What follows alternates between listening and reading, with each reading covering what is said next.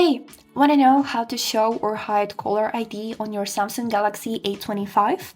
So, as a first step, we would need to open our phone application and here move to the tab which is named Keypad. As a next step, click on these three dots in the right upper corner and click Settings. After this, scroll down and move to the tab named Supplementary Services. And here is it, the setting by itself, show your caller ID.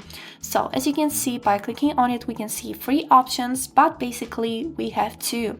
Network default and always are the same. So if we will have always or network default, all of the people that you are calling to will be able to see your number.